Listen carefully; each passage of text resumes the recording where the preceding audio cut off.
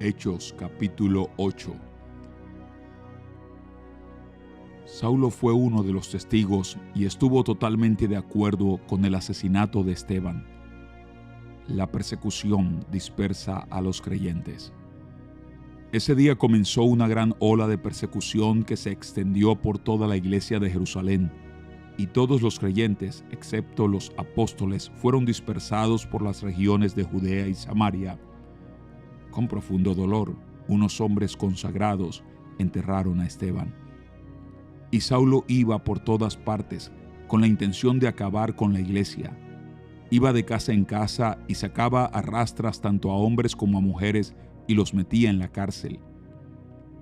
Felipe predica en Samaria. Así que los creyentes que se esparcieron predicaban la buena noticia acerca de Jesús a donde quiera que iban. Felipe, por ejemplo, se dirigió a la ciudad de Samaria y allí le contó a la gente acerca del Mesías. Las multitudes escuchaban atentamente a Felipe porque estaban deseosas de oír el mensaje y ver las señales milagrosas que él hacía. Muchos espíritus malignos fueron expulsados, los cuales gritaban cuando salían de sus víctimas, y muchos que habían sido paralíticos o cojos fueron sanados. Así que hubo mucha alegría en esa ciudad. Un hombre llamado Simón, quien por muchos años había sido hechicero allí, asombraba a la gente de Samaria y decía ser alguien importante. Todos, desde el más pequeño hasta el más grande, a menudo se referían a él como el grande, el poder de Dios. Lo escuchaban con atención porque por mucho tiempo él los había maravillado con su magia. Pero ahora la gente creyó el mensaje de Felipe sobre la buena noticia acerca del reino de Dios y del nombre de Jesucristo. Como resultado, se bautizaron muchos hombres y mujeres. Luego el mismo Simón creyó y fue bautizado. Comenzó a seguir a Felipe a todos los lugares donde él iba y estaba asombrado por las señales y los grandes milagros que Felipe hacía. Cuando los apóstoles de Jerusalén oyeron que la gente de Samaria había aceptado el mensaje de Dios, enviaron a Pedro y a Juan allá. En cuanto ellos llegaron, oraron por los nuevos creyentes para que recibieran el Espíritu Santo. El Espíritu Santo todavía no había venido sobre ninguno de ellos porque solo habían sido bautizados en el nombre del Señor Jesús.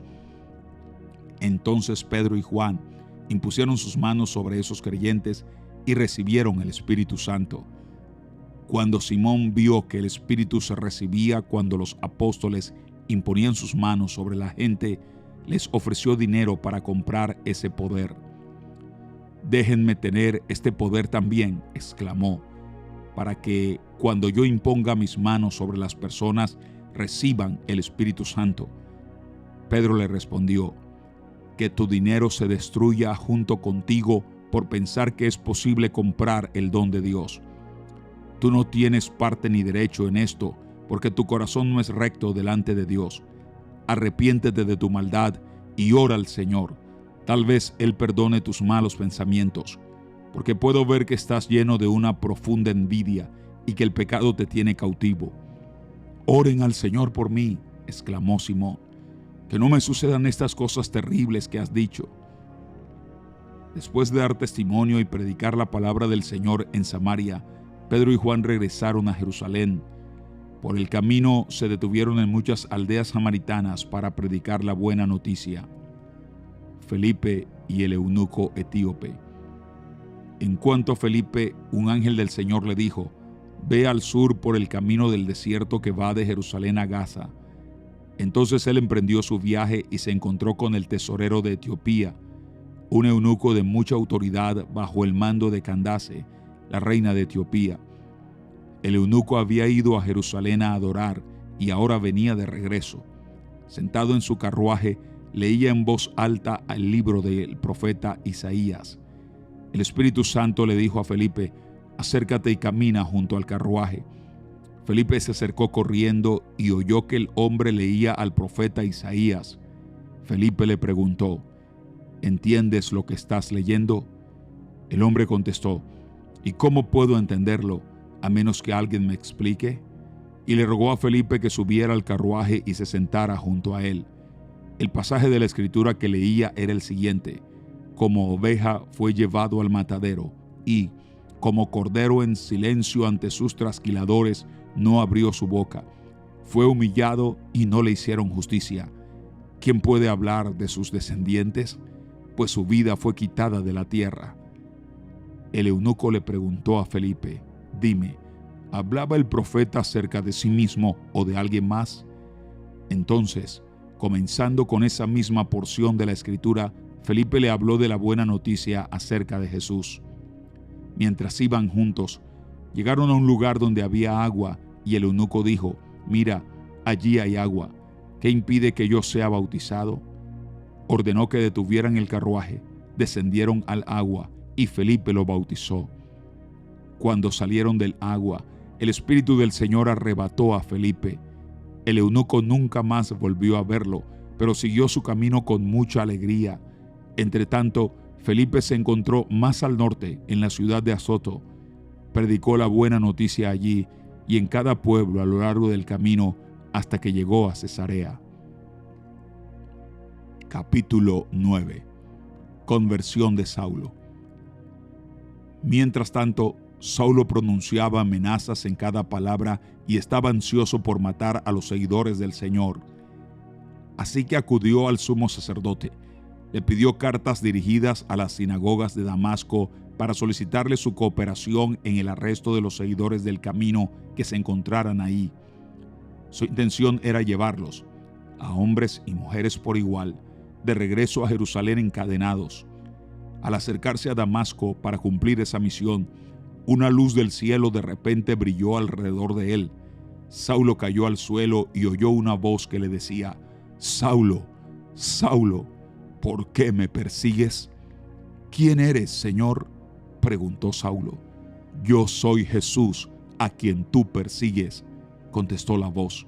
Ahora levántate, entra en la ciudad y se te dirá lo que debes hacer.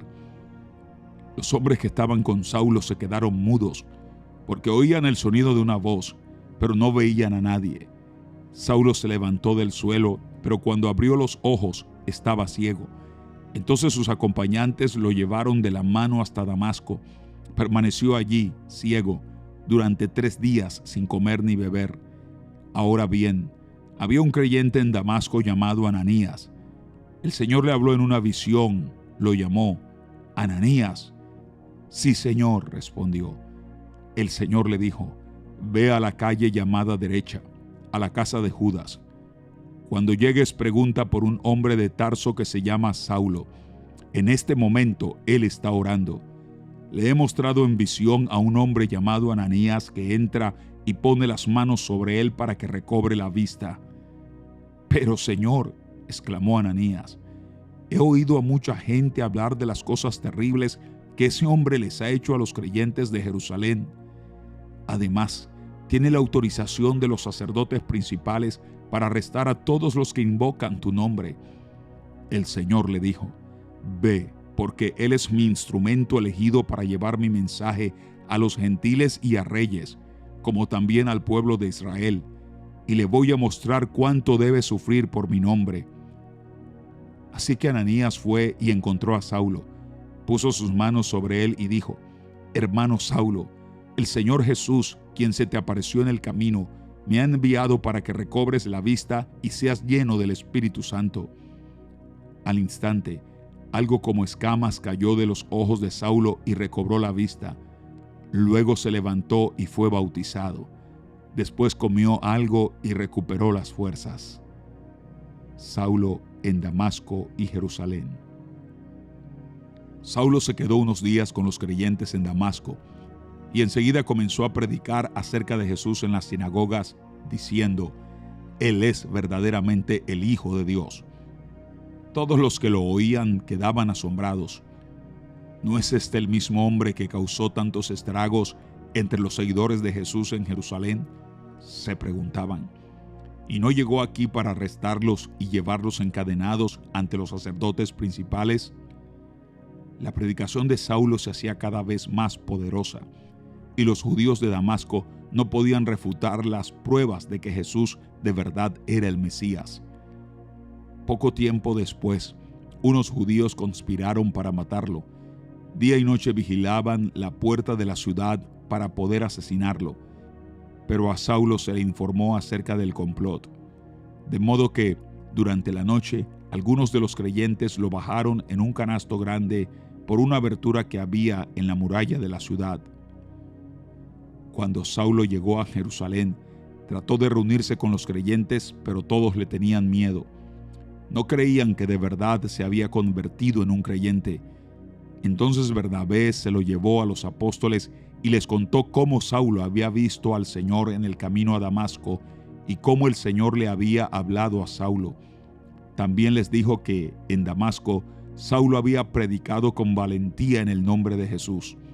Así que Saulo se quedó con los apóstoles y los acompañó por toda Jerusalén, predicando con valor en el nombre del Señor. Debatió con algunos judíos que hablaban griego, pero ellos trataron de matarlo. Cuando los creyentes se enteraron, lo llevaron a Cesarea y lo enviaron a Tarso, su ciudad natal. La iglesia, entonces, tuvo paz por toda Judea, Galilea y Samaria. Se fortalecía y los creyentes vivían en el temor del Señor, y con la ayuda del Espíritu Santo también creció en número. Pedro sana a Eneas y resucita a Dorcas. Mientras tanto, Pedro viajaba de un lugar a otro y descendió a visitar a los creyentes de la ciudad de Lida. Allí conoció a un hombre llamado Eneas, quien estaba paralizado y postrado en cama hacía 8 años.